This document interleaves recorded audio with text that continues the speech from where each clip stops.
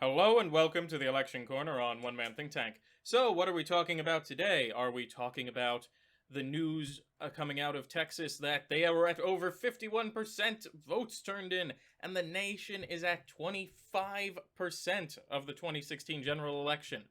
Or maybe the fact that Joe Biden's chances are ever increasing? No, we're going to dunk on another person using Trump math because I need something lighthearted during this election cycle. Now, this guy is a fellow named Ian Dugan. He's apparently the research director for Insider Monkey, which is a kind of stock predicting website overall. And he seems like a. Now, I won't attempt to assume that he is a big Trump fan, but he did title an article on February the 27th, "Recession is imminent, we need a travel ban now."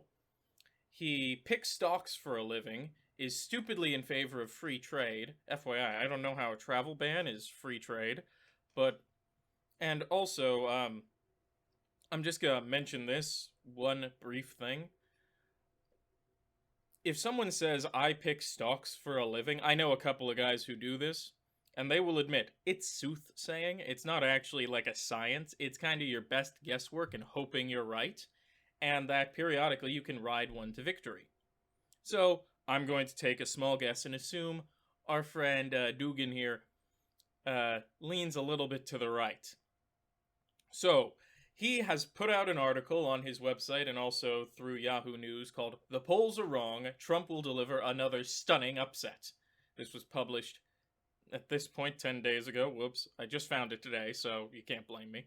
But this is the perfect example of why you need to apply some critical analysis to your polls. And also, while we're here, just pointing out, dear God, the ads on Yahoo News are cancer. Okay, don't worry, we'll go to Insider Monkey's website for the second half of this article. So, his theory is, on October 10th, 2020, 538 had Biden at an 85% chance of winning the election, and Hillary Clinton at 66.9%. Now, as you know, Donald Trump won.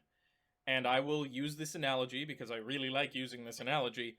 If someone handed you a gun and said it has a 33% chance of shooting you in the face when you pull the trigger, you probably wouldn't pull the trigger because suddenly 33% seems really common. So, yeah, that's the chance of victory, not what they're going to win by.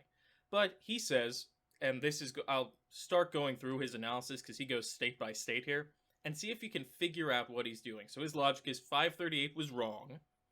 They're going to be wrong again.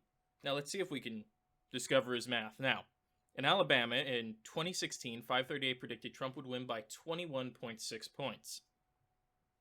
But in actuality, Trump won by 27.7 points. So, for 2020, when they predict he's going to win by 19.4, he's actually going to win by 25.5.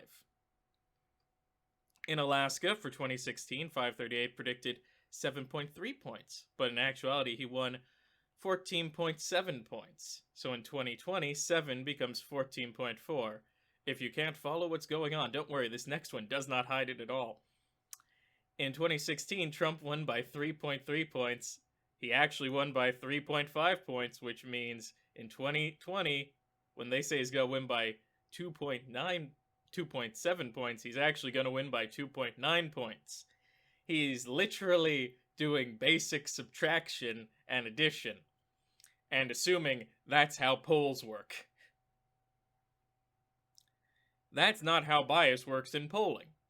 If you look at the polling mix of 538 now and what was in 2016, already you have a different set of a different set of pollsters. There are new pollsters that come out, old pollsters that stop going, and some that change methodology between election years.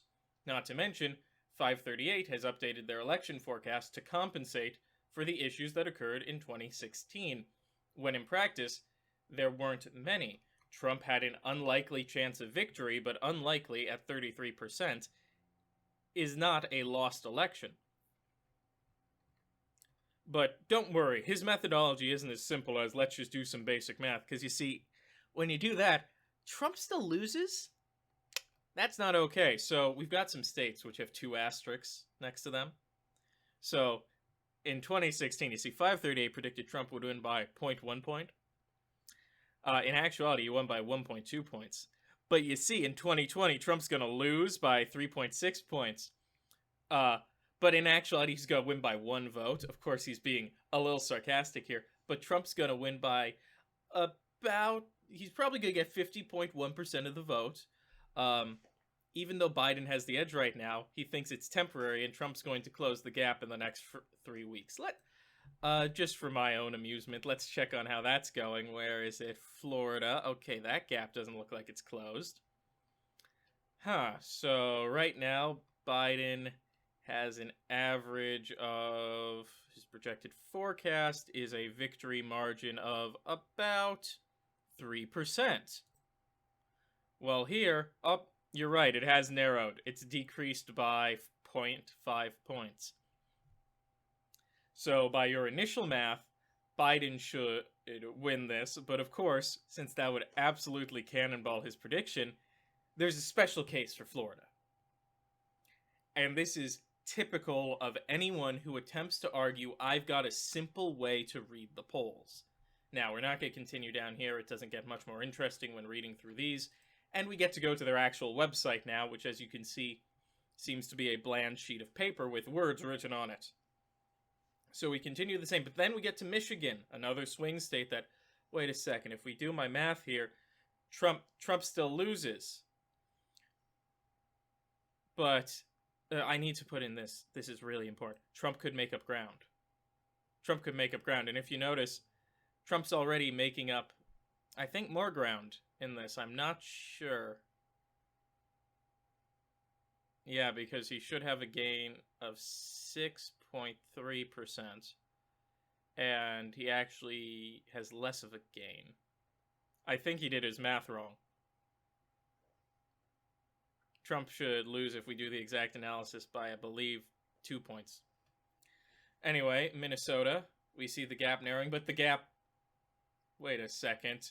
That's not basic math. Yep. Swing states are more likely to go for Trump. Why? No idea. So let's keep going down, and we get to my favorite one. Where is it? Okay, North Carolina is interesting. I don't know why it's bold here.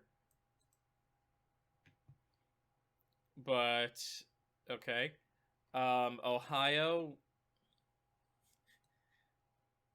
I like how he's doing this, because if Ohio in any way goes for Trump, even if it's not by this percentage, he's going to claim, oh yeah, I predicted Ohio wasn't a battleground state.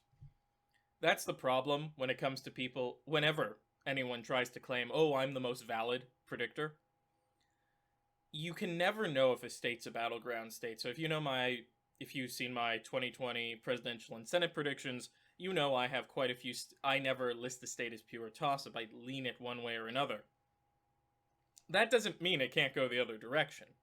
States are battleground states, even if another candidate wins by a large margin. In most cases, a battleground state just indicates we're not really sure who's going to win.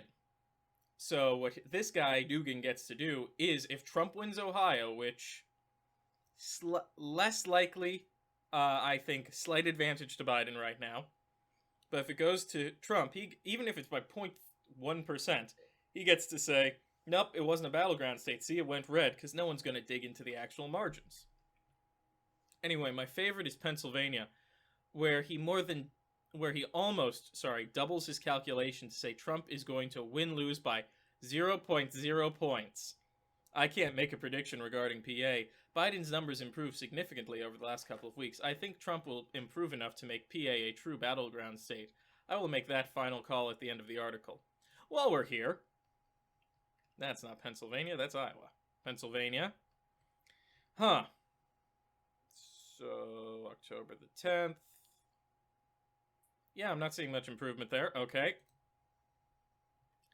So, of course, this entices us to go to the end of the article. Naturally, Trump gains even more points when he's trying to win Wisconsin. Like, he's got this magical idea that Trump's just gonna spurt up at the last minute, like what happened with Clinton and the not Steele dossier. That was something totally different. The Comey, yeah, when James Comey reopened the investigation. But if you notice, and this is the hallmark of all, I'm kind of fantasizing about how my candidate can win when they don't have a good chance of doing it, predictions. It ends in a tie. So, I haven't made a call about Pennsylvania yet. So far, the battleground states, Florida goes to Trump, Michigan and Minnesota go to Biden, of course. Now, it's not very likely. I mean, it could narrow, but, I mean, for right now, we'll say Biden has a chance. Same with Wisconsin, but Trump wins North Carolina and Ohio. And if Trump wins North Carolina, Florida, and Pennsylvania, he will win the election. That is mathematically correct. Alternatively, Trump can still win the election if he delivers an upset victory in Michigan and a win in Florida. So he's just listing various mathematical combinations. So assuming that Trump wins Florida and North Carolina, his probability of winning the election is about 65%. That doesn't make any sense. You see, the advantage to Biden right now in this election, and this is why I am so bullish on Biden winning, is the fact he's got a blue wall. He's got a steady group of 271 states. Electoral points from the states, not that many states. 270 plus votes. Meaning, it doesn't matter if Trump is doing well in Florida and North Carolina, because he's not going to win the states Biden is doing well in. On the other hand, if Trump loses Florida, I don't think he can win in Michigan, Pennsylvania, Wisconsin, or Minnesota. That is a true statement. So I want to be clear here. That's a correct statement. If Trump loses Florida, the other states are basically already decided. However, if we look back at this, saying Trump wins Florida and North Carolina increases his chances of winning the election is not the same thing, because he's assuming Florida is the tipping point state. This is typically viewed as, this is kind of a leftover fallacy from 2000 that's been continued. Because it decided the 2000 election, so many people view Florida as the tipping point. When in practice, since about 2004, actually, I'd say the Rust Belt has been the tipping point, especially when the Southwest went solidly for the Democrats. At that point, it's been up to, really, can the Democrats keep the Rust Belt, because the Southwest, the West Coast, the Northeast, and Hawaii go for the Democrats consistently. So they need to win the Rust Belt. So the Democrats don't need to win Florida and North Carolina. Trump does. The analysis here shouldn't be, well, if Trump wins Florida and North Carolina, he's doing really well. It's Trump needs to win Florida and North Carolina. And at this moment, I think Donald Trump has a 33% chance of winning the election. That's not nothing. Like I said, gun spinning around in the chamber, 33% chance of shooting you in the face. You're gonna say don't shoot. That's a high percentage. Is this the correct percentage? No. That is way overestimating Trump's chances, using the wrong states as a baseline, and honestly, most importantly, coming from a place of incredible bias towards Donald Trump. Now, he does have one last note. There's a huge factor I haven't talked about and didn't quantify so far. Mail-in ballots. I didn't do it because I have no idea how it's going to affect the election results. It may boost participation by Democratic-leaning voters and tilt the election in Biden's favor. On the other hand, I believe a non-trivial percentage of voters who use mail-in ballots will not fill out these ballots correctly and their votes will be wasted. I think all those ballots lacking signatures or mismatching signatures that are on the file and lacking ID cards for first-time voters, I believe the number of wasted votes will at least be 1 million. There is no backing for this as far as I can tell. It is a random selection of a number, and this is a very conservative estimate. Well, Yeah. I don't see how mail-in voting could account for any change in this election.